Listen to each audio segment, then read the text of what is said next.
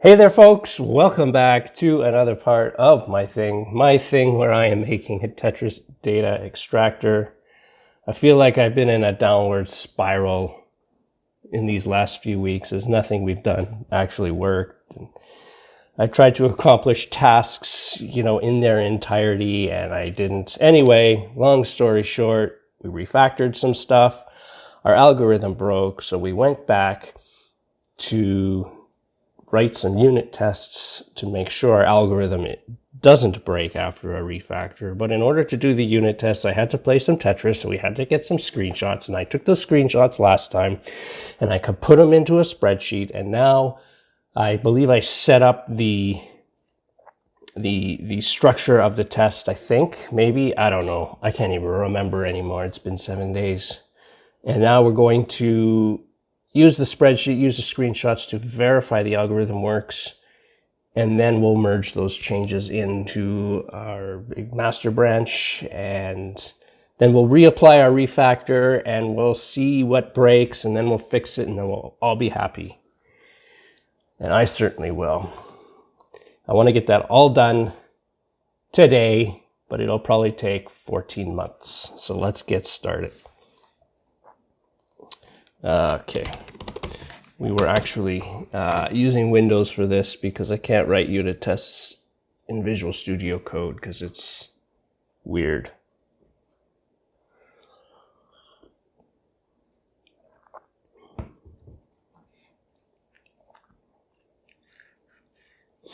All right. So I have to remind myself what exactly I did last time. I remember, I remember writing a test, having trouble with it, but then it finally worked.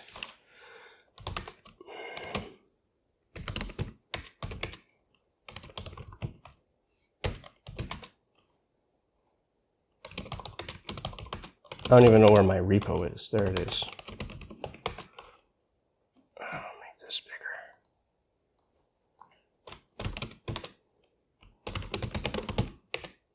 Okay, I do have tests. What is my... Okay, so indeed, we've gone back in time. Right, so I have integration tests and I have master. Master's broken right now, so we've gone back in time to write integration tests, and we're going to merge the integration test into master. And then everything will be fine. Okay, that's good. Then let us get this started.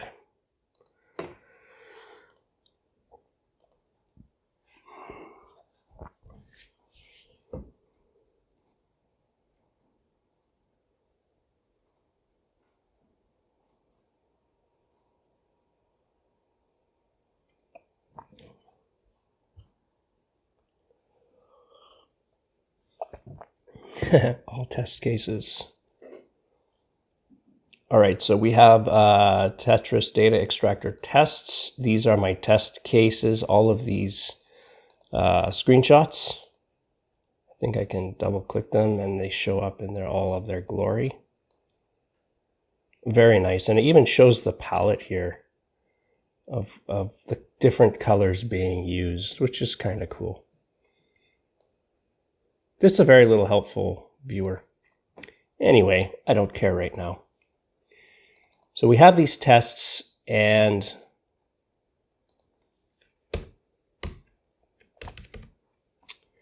right, so we need to, okay. So just to get a handle on what we're doing, it looks like we have to enumerate. So what we have to do is we have to open up the CSV file, which is in here somewhere. Here it is. This is the file name. This is the number of lines, the score, the level, TJZOSL, and long bars. And we're just going to open each file in turn and check that the data matches the rest of the row. That's what we want to do. And I think we have more test cases to throw at this, but I really wanted to start the tests last time, but didn't get very far. So, okay, let's go back into here. So the way we're going to enumerate this, we could have 2,000 tests. We're not going to. We could have 30 tests. But I'm not going to have 30 different methods. I'm going to use this test case source attribute that NUnit gives us. And it doesn't really.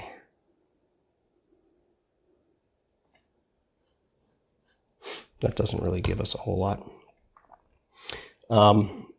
But it lets you produce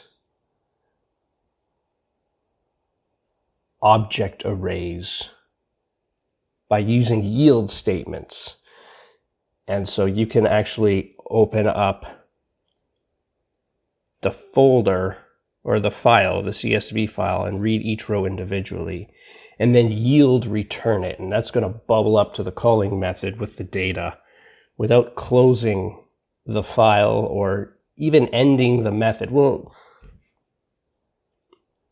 I'll show you what this looks like. But anyhow, okay. We want to open up the file right now. So var lines equals file. Come on. I am going to use the read all lines method.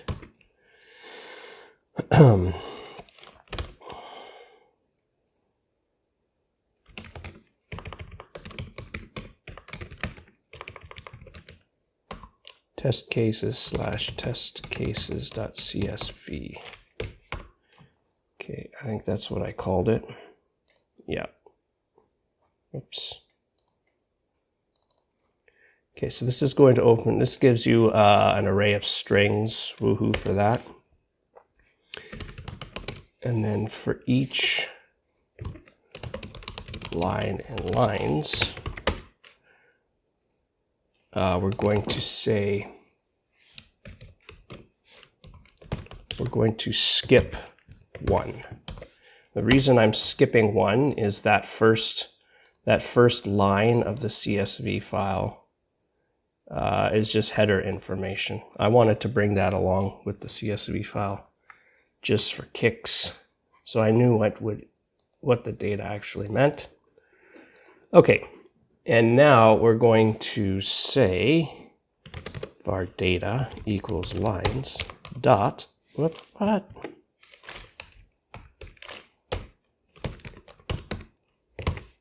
And we're going to split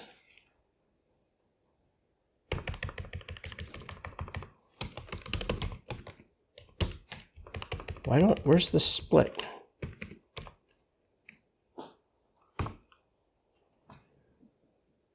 Yeah.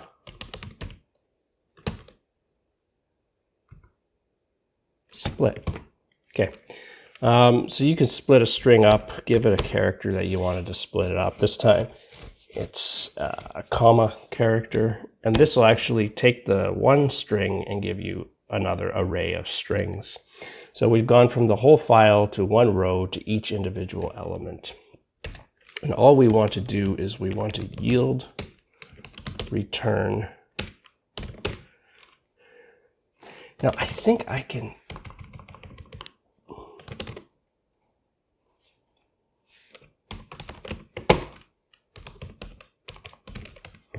I want to do that.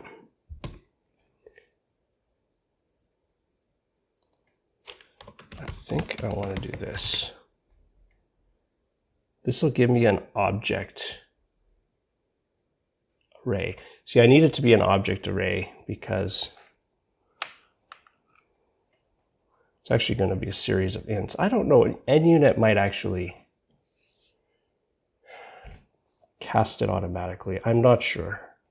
Don't really want to care right now. Normally you'd return an object array because each element in the array might actually be a different type. And then you can specify your type as the parameter listing in your method. Because everything's an integer, I might be able to do the casting to ints here, or maybe even keep it as a string. Yeah, we'll test that out. I'm curious. Okay, but anyway, regardless of that fact, no, we can't, because the first one is a string. It's the file name. It's a file name. What else do I have? I have to get this in the proper order.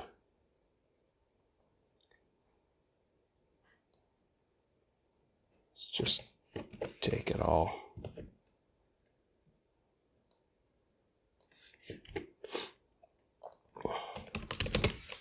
So we have a string file name, int lines, the score.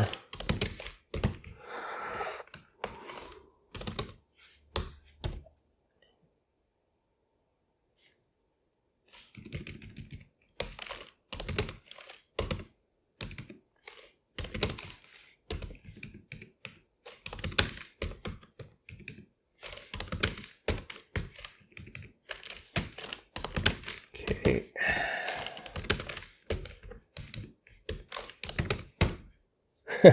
Int I. These are terrible names, but they're the names of the pieces, so I have no choice.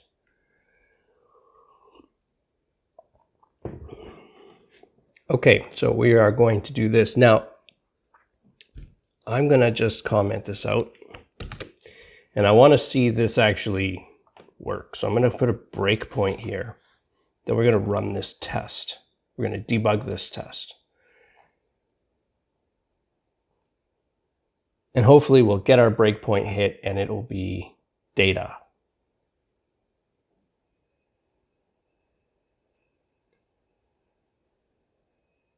Come on. Totally didn't. It failed. So that tells me there may be an issue with our test case source method. Let's just have a look.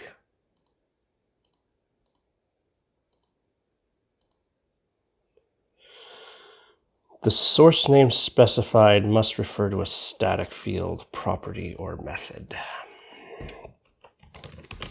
You got it.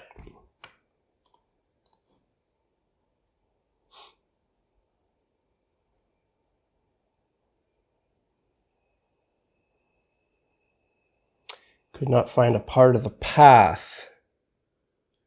Test cases is CSV. Well, let's have a look, because I think it should be there.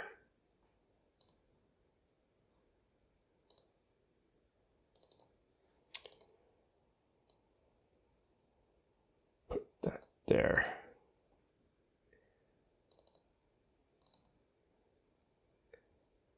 Okay, what am I after? Tetris data extractor tests bin this.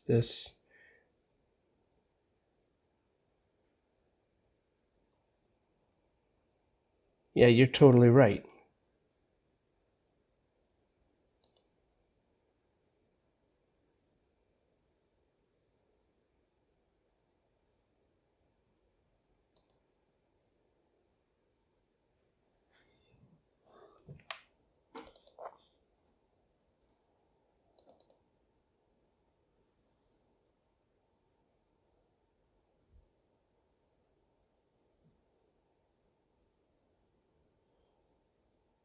Oh, this has to be data extraction.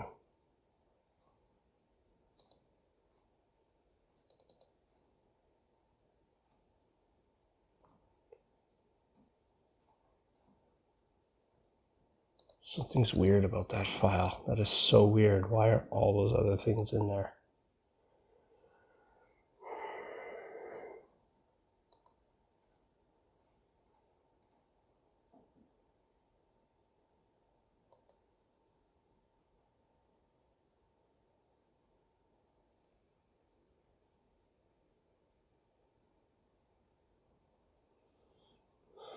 I don't know. I don't quite get that.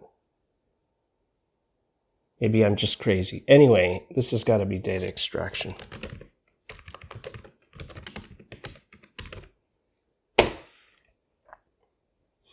Oh, and this is Windows 2, so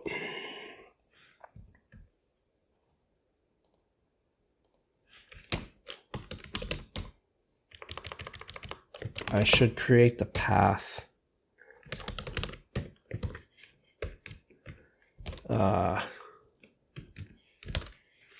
like this instead. This will create the path differently for different operating systems. Okay, now we're going to try one more time.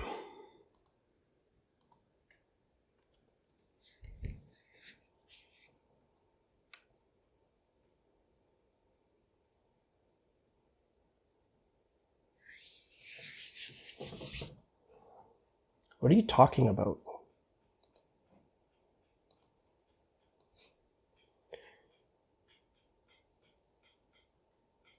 Tetris data extractor. Tetris data extractor tests bin debug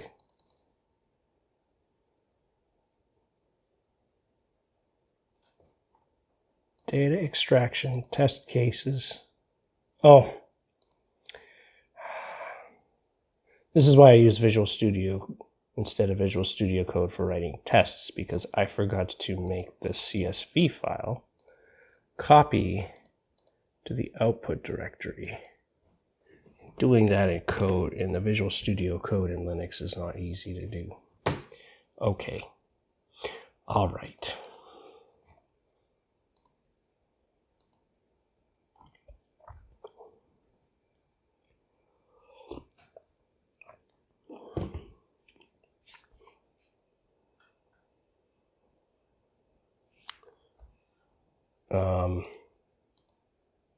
The idea was me going to debug this, and it was going to work. No, it says 30 tests failed. Well, that tells me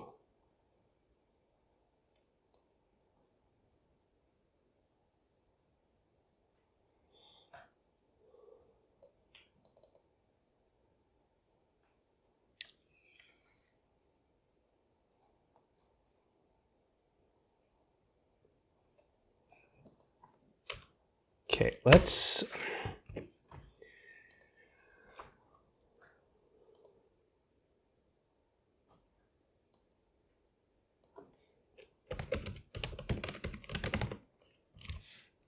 there's an error here happening here. So let's just do this. All test cases. Oh, yes, I have to yield return. Come on. Come on.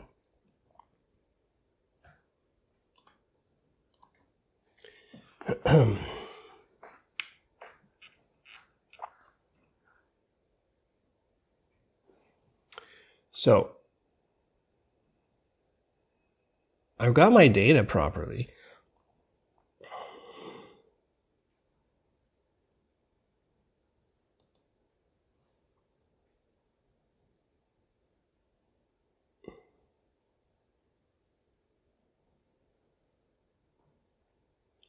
That's fine.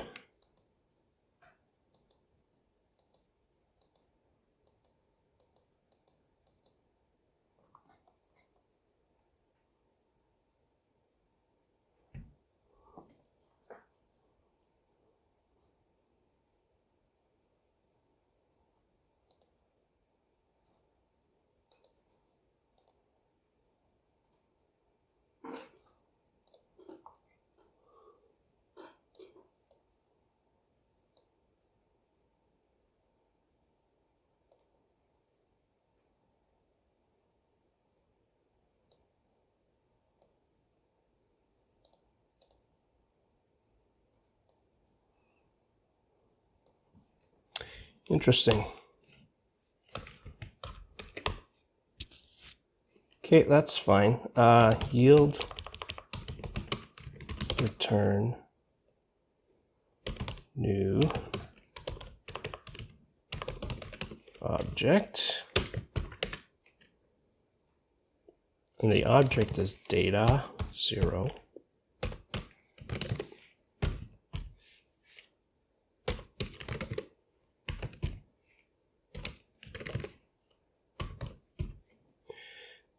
I don't know why.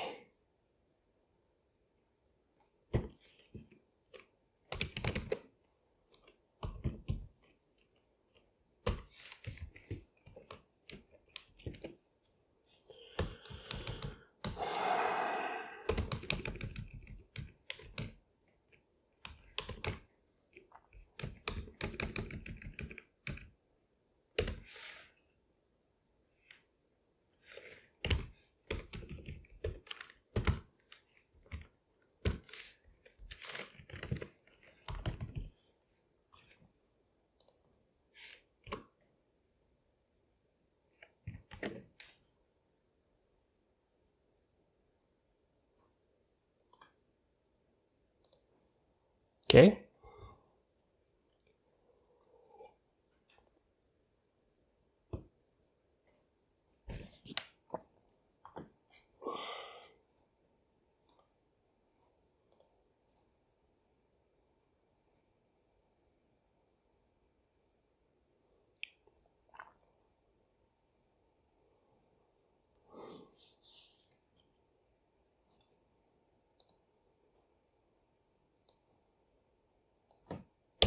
Too many elements on my array.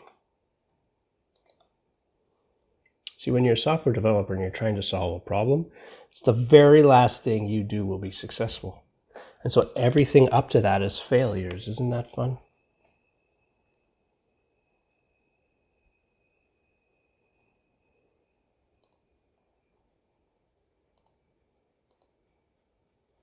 Not enough arguments provided.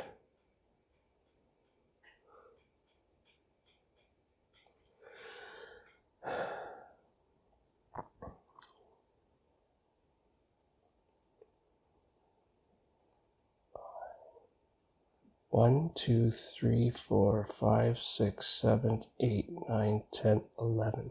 There really are 11.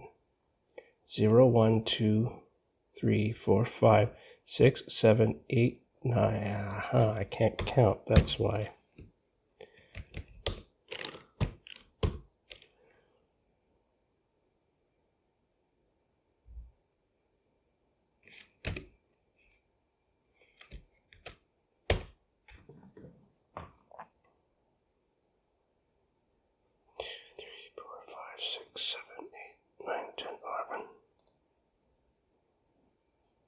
Okay, that's good. That's good. This will work now.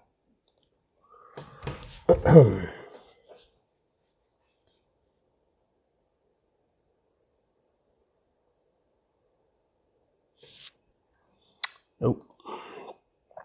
And the problem is object cannot be converted. That is bizarre.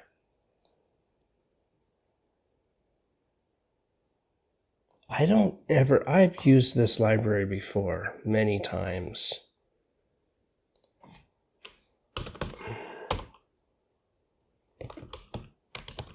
And it's never complained about that before.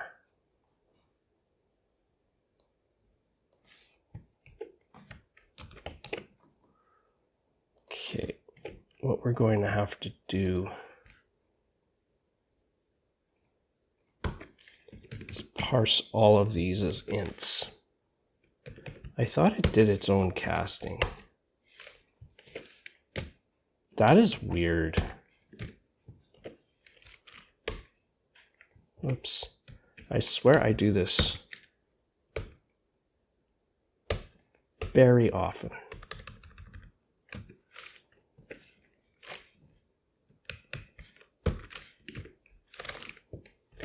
So it says that I can't convert objects to ints.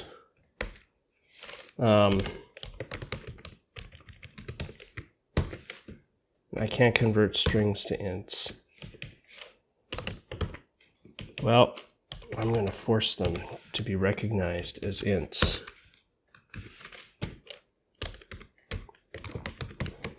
because I know them to be.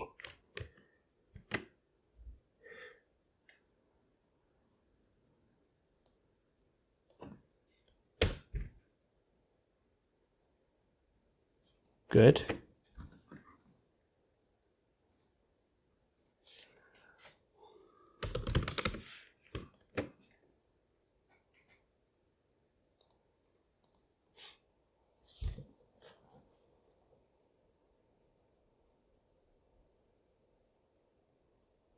We're in. Okay, file name is 100. Lines, score, level. T is 1. J is 0. Okay, perfect. Awesome. This works. So we'll stop that. So we got this working. This is opening up our CSV file and throwing rows of data at our test method. And now what we need to do is we need to run our test.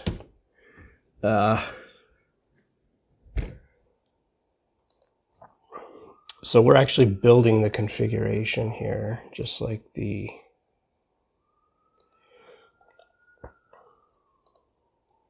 main runnable program. We have app settings, which define the screen coordinates for the specific set of screenshots. Then we're registering everything, getting the settings, building it, resolving the data extractor, and now I need to get all data and I need to give it a bitmap. Well, the bitmap is in the same path as my CSV file. So what we're going to do, instead of this is going to be file name. So we'll open up the file name, get all the data, and then once we have our data,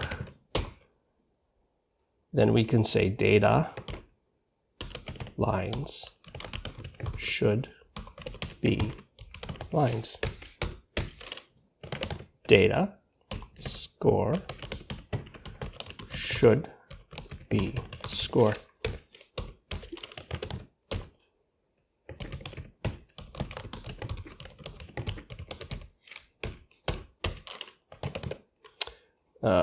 Data T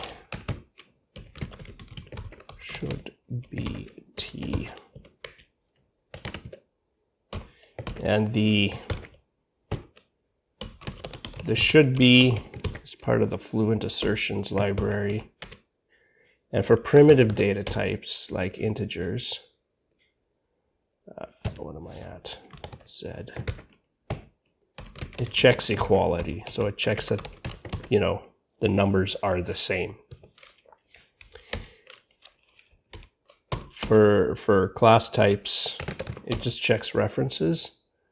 So it has another more powerful method called should be equivalent to, which is quite very handy, very powerful.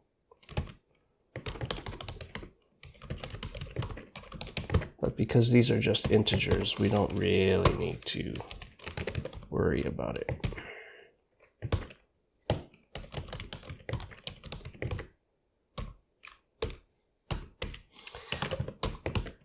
And I number should be I.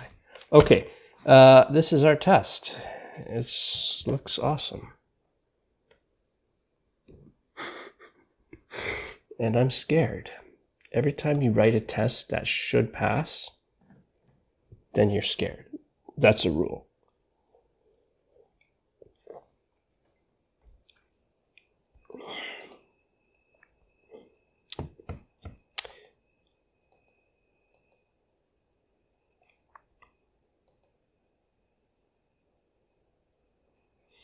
Well, we extracted our data.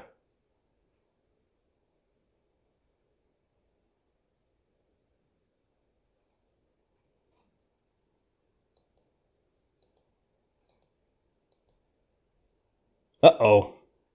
Expected data to be 1, but found 4. What?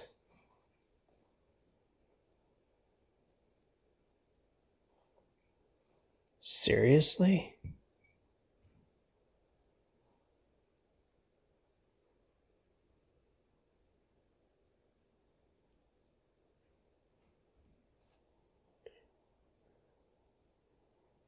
Found 4. You know what we'll do? Because this is going to now stop.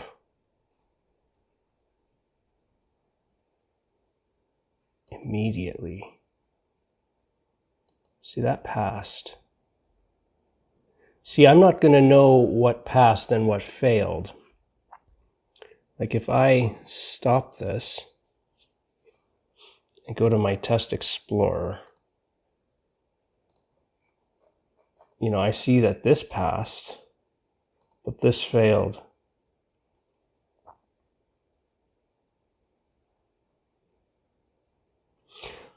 I want a report of everything that failed. So let's just run this. We'll run it without debugging. Let's see everything happen. So the first one fails. That one succeeds. That one succeeds. Wow. Our working algorithm sure doesn't work very well.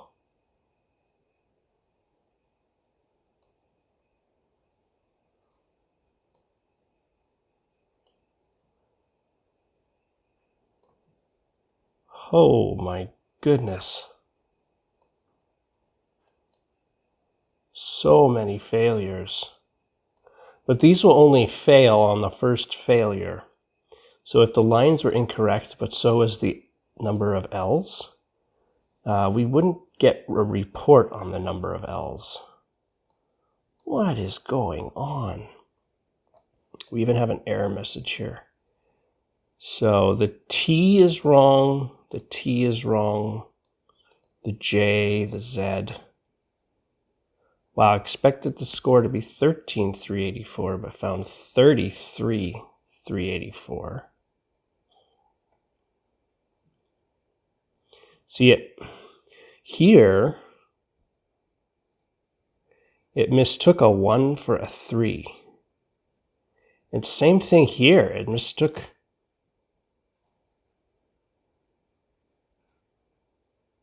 it should have been a 1, but it thought it was a 3.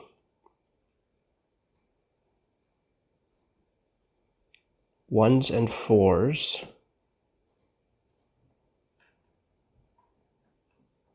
Sixes and eights are commonly misrepresented. Wow.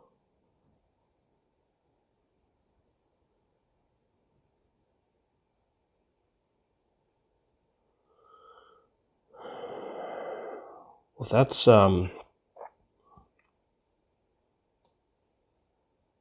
see, I should have made these tests a long time ago. Look at all these ones that did work, though. Oh, man. Okay. We need to write a little thing that compiles everything.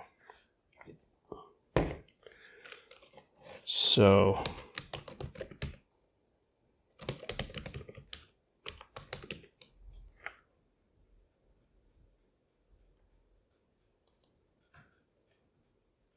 can I have a fluent assertion that doesn't throw an exception? Firefox, look, I just wanted to run you.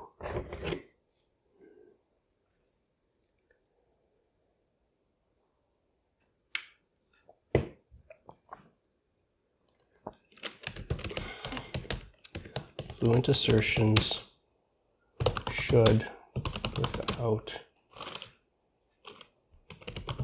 throwing exception.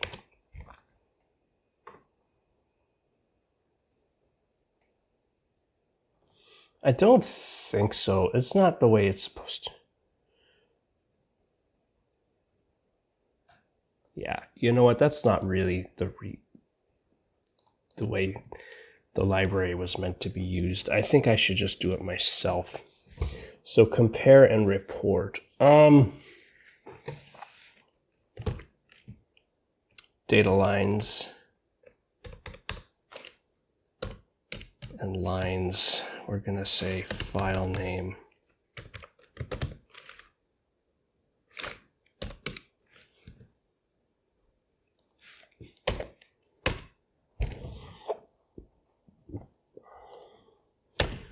We're going to have a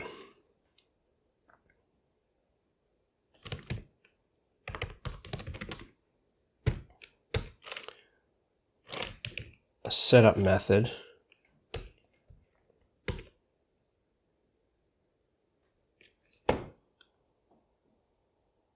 One-time setup. That's what I want, a one-time setup. So this will run once before all of the tests, whatever tests it finds. And what I'm going to do is I'm going to have a static, no, actually I can private list.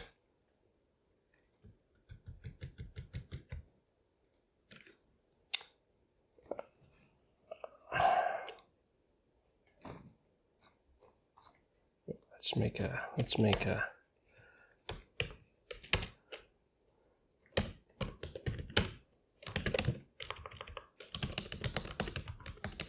error report.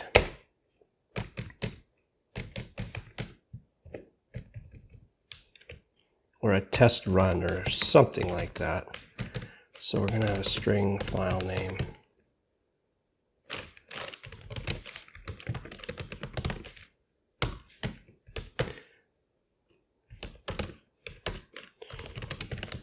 We're going to have a success. And then I'm going to have a list of errors. Okay. And we're going to set this equals list string. All right.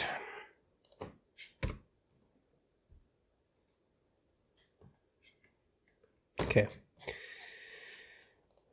Then we're going to compare and report, and here we go. So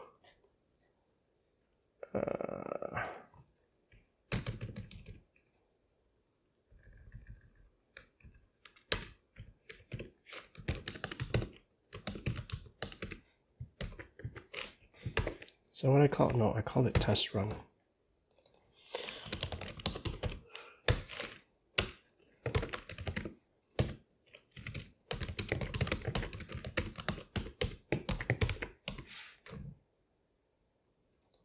So we actually don't need this. These are our tests. I'm going to, okay, compare and report tests. This is int expected. This is int actual.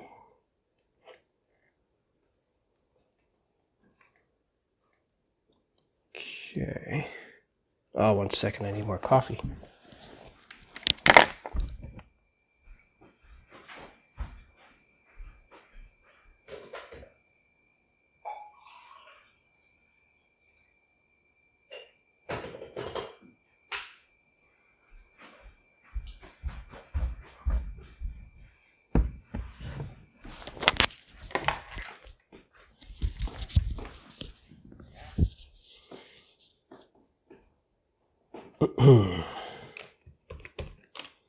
So if we'll say this, test run equals new test run. Perfect. Okay, and then if expected, let's get the file name in there. File name, boom. If expected is equal to actual, then test run dot success equals true. Okay, otherwise test run dot success equals false, and test run dot errors dot add. Now we'll build up a string that describes our error. We'll get the file name.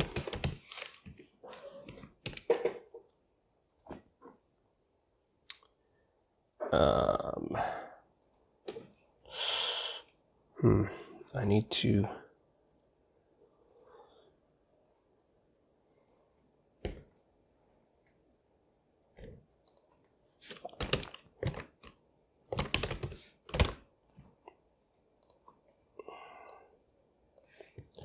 let's add another. This is us comparing lines.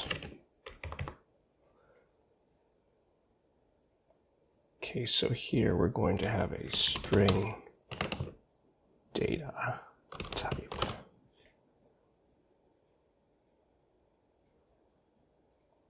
So my error is going to be data type expected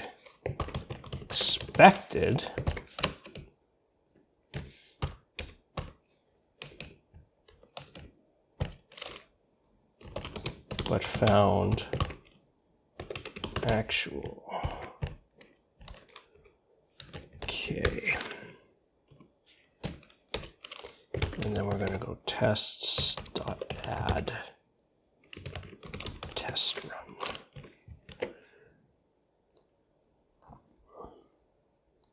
Okay.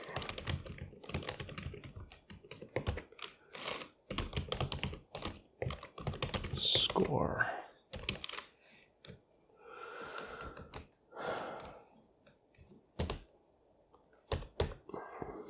So the idea is I can run this, and I should get an entire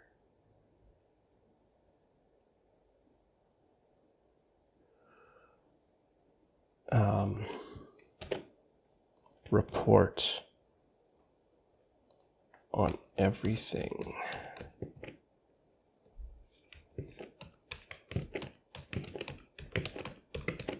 So it's not just going to fail on the first one. T, J.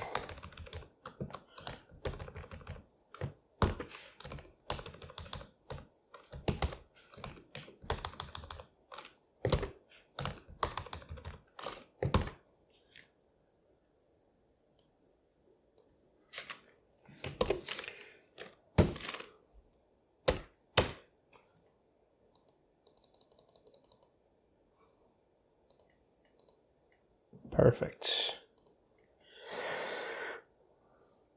Okay, and then when you're done, yeah, I think maybe I will have a one-time setup.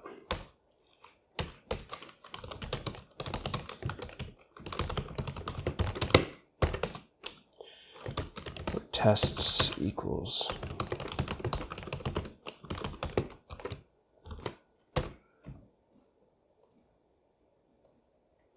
drop it there.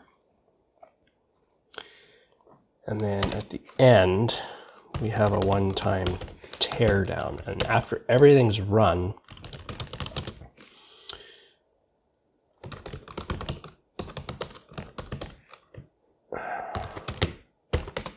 this is what we're going to do at the end. And usually this is reserved for like disposing of certain objects that you've used to free up memory and all that stuff. But we're actually going to use it to output our report. So file.write all lines, data recognition report. .txt. Done. What's wrong? Oh, I actually need to tell it what to write. So, okay. What do I need to tell it to write? I need all the tests where the test is not successful. And in all of those tests that are not successful, I'm going to select many. I'm going to select all the errors.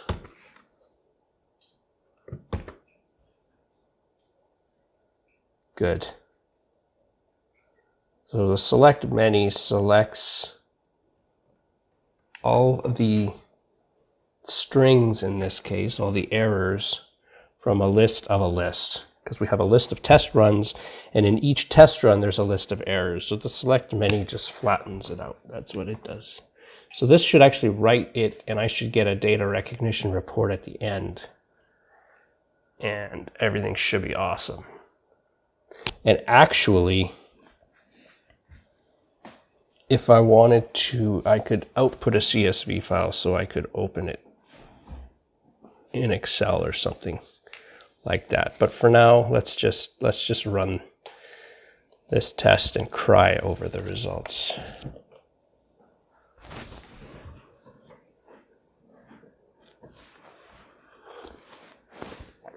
Now everyone is going to show it that it passed because we didn't make any assertions here. We didn't say, this should be this.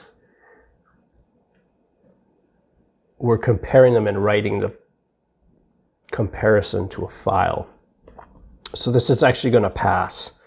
Because a test method, if it gets to the end of the method without throwing some kind of an exception, it assumes that it passed.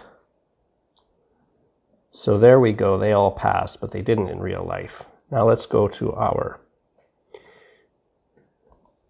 solution here, and we'll go into here and here. I should have a data recognition report. So there it is. Oh, I spelt the word expected wrong. Expected. 4, but found 1, 8, 6, 8, 6, 8, 6, 8, 9, 8, 9. Yeah. So here the digit is different.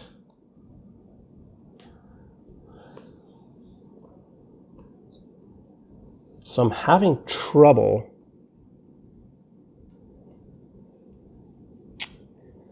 With 4s and 1s. Interesting. Well, first let's get back to this and expected.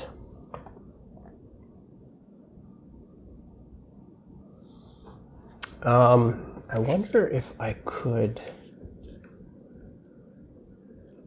break each number up.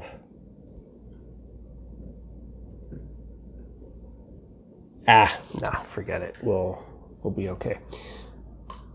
I was just thinking that it might be interesting to have it analyze the results and tell me, you seem to have a problem recognizing or differentiating a 4 from a 1. But it might actually be cool. Later. That's not important right now. What's important is that nothing works. That's important. Okay.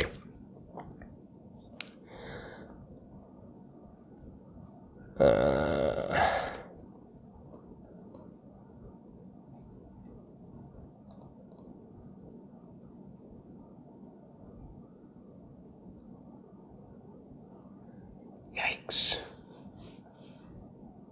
Okay, that's okay. What I want to do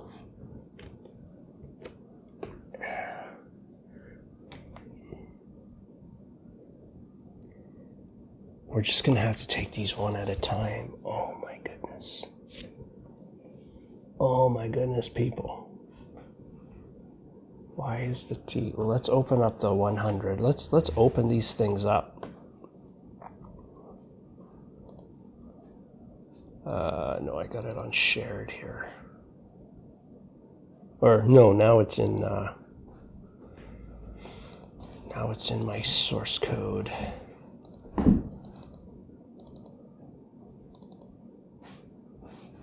So right off the bat, in the first screenshot, it couldn't figure out the number of T's. Huh! Oh, that's awesome. Because I made a data input error. It expected 4 but found 1? Did I do that right?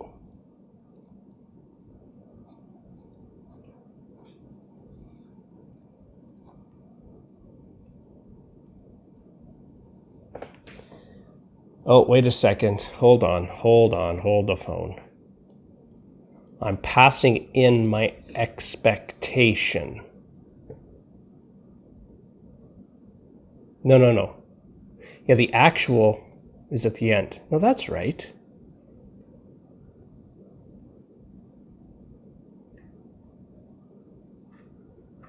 No. Hold on. The actual is what my algorithm spits out. The expected is the actual data. So this actually needs to be reversed. Because I'm passing in what my actual result is. And then I'm passing in what I expected it to be. Because what I expected it to be is actually from the spreadsheet. Okay, let's run the report again.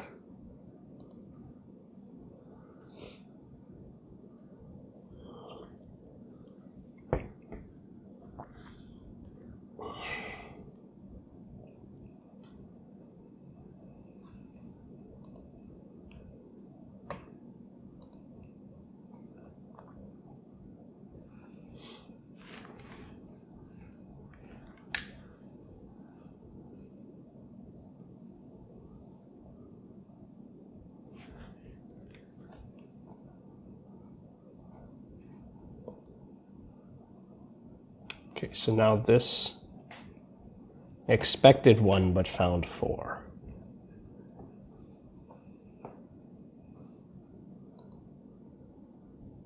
So I thought this was a 4 instead of a 1.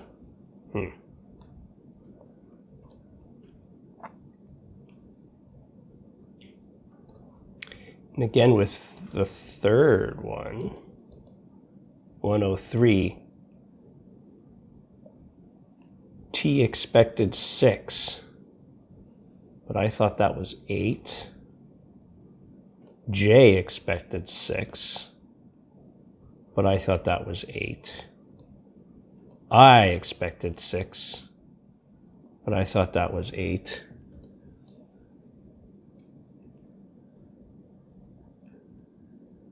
Okay. This is going to be a hard uphill battle as we take on these things one at a time. Wow. That really sucks. The interesting thing is the score was only wrong twice, and the lines were never wrong. So that's good, because those are the two most important things. I knew the trouble was going to be with these silly red numbers. Actually, let's go and fix the score. The score, 108. Where's 108? Okay. Now 108 didn't have a problem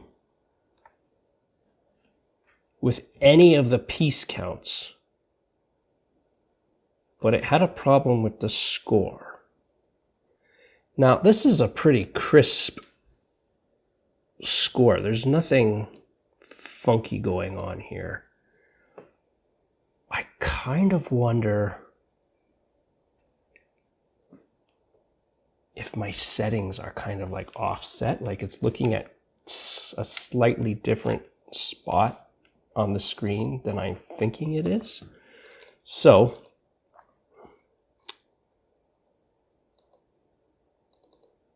let's try this out. I want to run just a single one of them. How am I going to do that?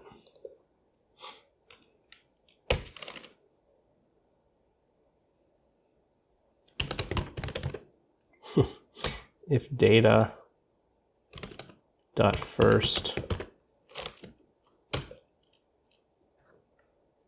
because that's a string, right? Equals 108.png.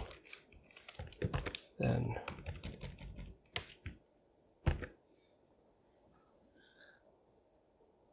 no. That's going to complain.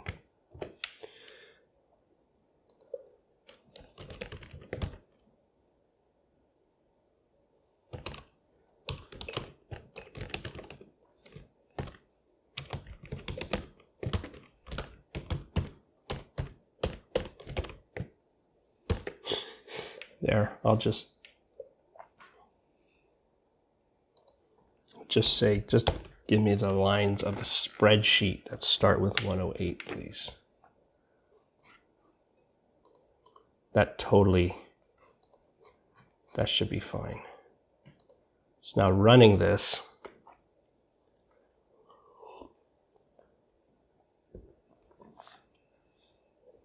Now my data recognition report is just this. Okay.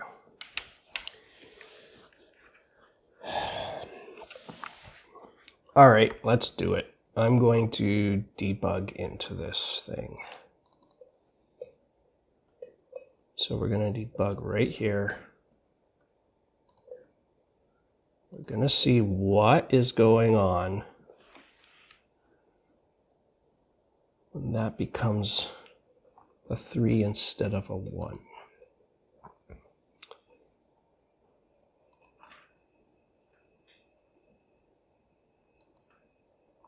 So the info model, screen positions.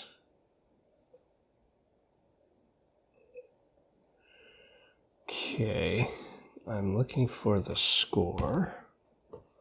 Please and thank you.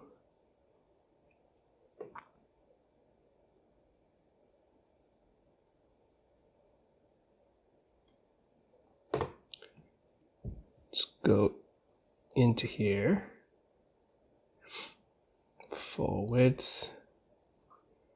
Crop area. So the full width is 126 because we're looking for 6 digits. This is all the stuff I want to refactor, but I can't dare touch it until we know everything works. Okay, sub image. We're going to crop that area. Now sub image is a bitmap. And what I want to do is I want to output. I've done this before in like 100 years ago. In part like 3. But sub image, we can actually save this to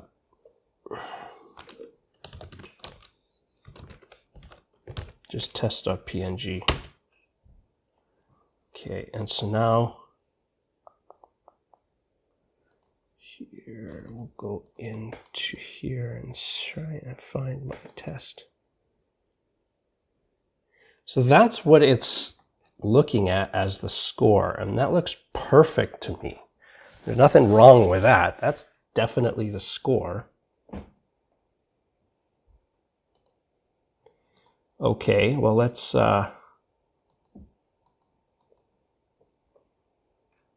carry on. We're going to take each of the columns. So it's going to look at the 0 first.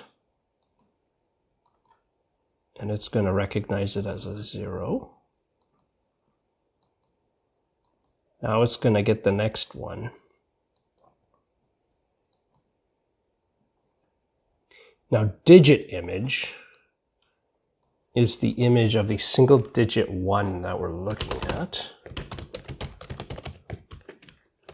I'm just going to overwrite my test image continue. Huh? Oh. What? Expected. Oh.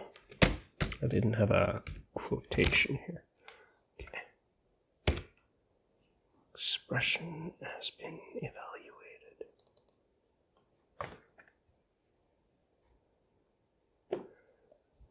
So this is what's thinking it's a 3, and I can see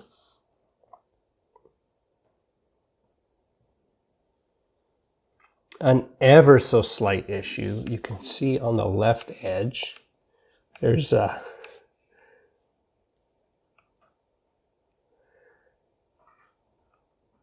O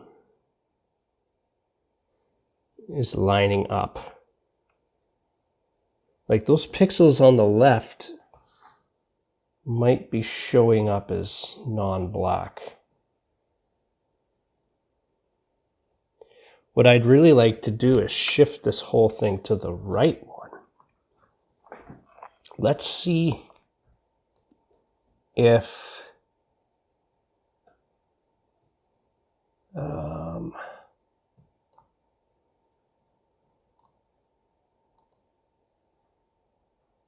see, that recognizes it as a 3, but then the next one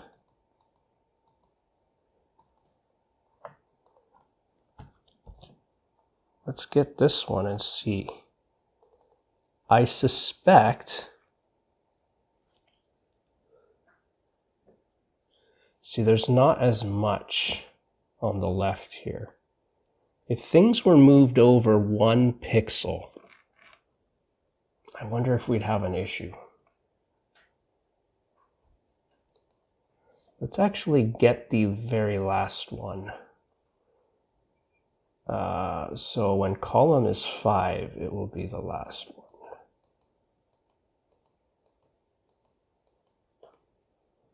Column right now is 3. Now column is 4.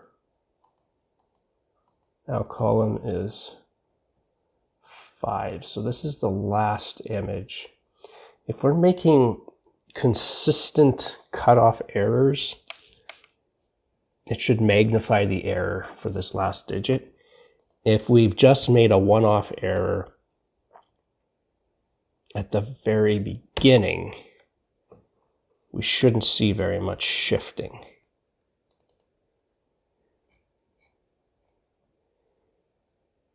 I don't think, okay, so it knows that's a 4. It's pretty certain that's a 4. So the other thing we can do, rather than like move where we're looking at, because we're pretty good right now, like maybe 1 pixel off to the left, is what is actually being looked at as black. If you recall, somewhere I have this color checker, and I have it is black, and I've determined a pixel is black if the red value or the green value or the blue value, if they're all less than 100, then I think it's black. The problem is some of these fuzzy outlinings around the digits might be showing up as non-black, and that might be used to muck up our data. So what I'm going to do is I'm going to make black pixels even more inclusive. So anything less than 150, if all three colors are less than 150 out of 255, then we're going to see black. So more colors are going to be black and therefore be ignored in our algorithm. I want to see if that actually helps. So we're going to run this again. And we're going to look at our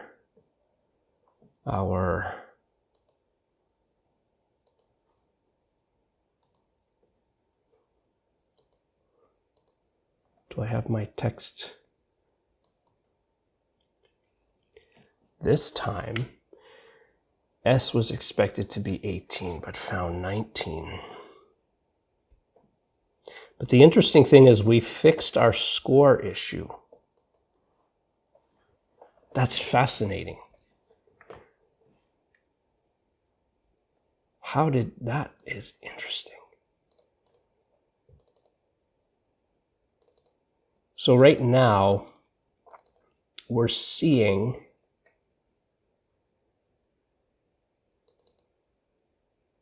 what am I doing?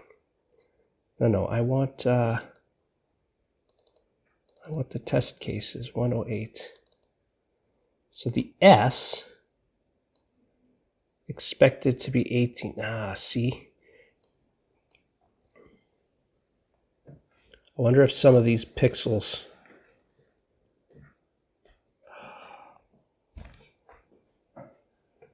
didn't quite... So this 8 is being confused for a 9.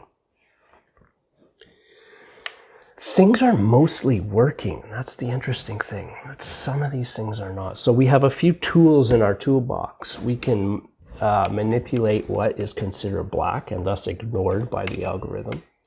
We can shift positions. And we can shift. We can take a look at the canonical images. Why would this be considered a 9 just by increasing that black pixel depth?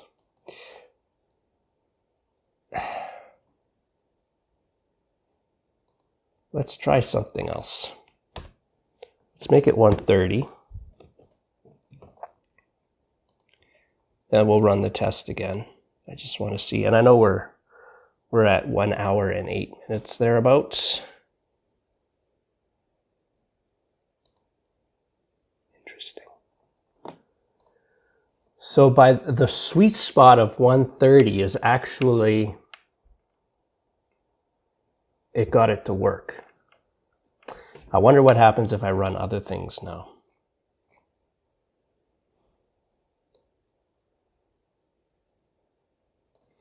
Let's run the whole thing over again. So this is going to compile the full report. And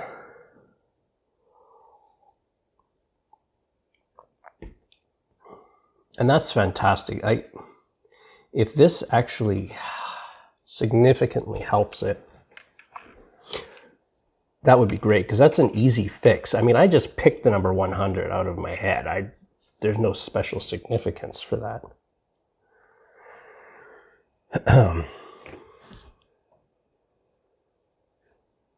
Okay, let's look at our recognition report. It's better. In fact, it removed all the scores. So every score was correctly differentiated. So we have a few things where it's these red letters. Crazy. 26 instead of 28. 2 was thought to be a 7, a 6 and 8, 6 and 8, a 6 and 8, 6 and 8. A 9 was thought to be an 8. A 2 and a 7, 2 and 7, and then a 9 and 8. We have a very small amount of mistakes. So 2s are mistaken for 7s.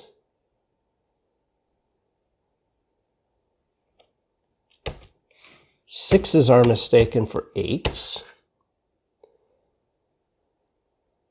And in 2 cases, a 9 was mistaken for an 8.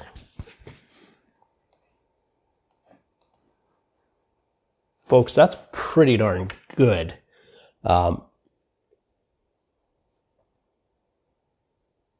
So a couple of good takeaways. We have very few errors, actually, in recognition, where our list was huge and every test was failing. After tweaking the black pixels, we've only got these 3 comparisons for our screenshots that we have. And the other takeaway is the scores and the lines and the levels, which are going to be the most important pieces for my goals and my my plans for this program. None of them broke. They were all properly recognized, and that's good. So we're going to have to drill into these 2s and 7s and 6s and 8s and 9s and 8s. And then we're going to also add in our other screenshots that we have, because we didn't do all of them last time. But I think I was feeling bad, but now I'm feeling a bit better. So good. Okay. Thanks for joining me. Have a nice day, and we'll see you next time.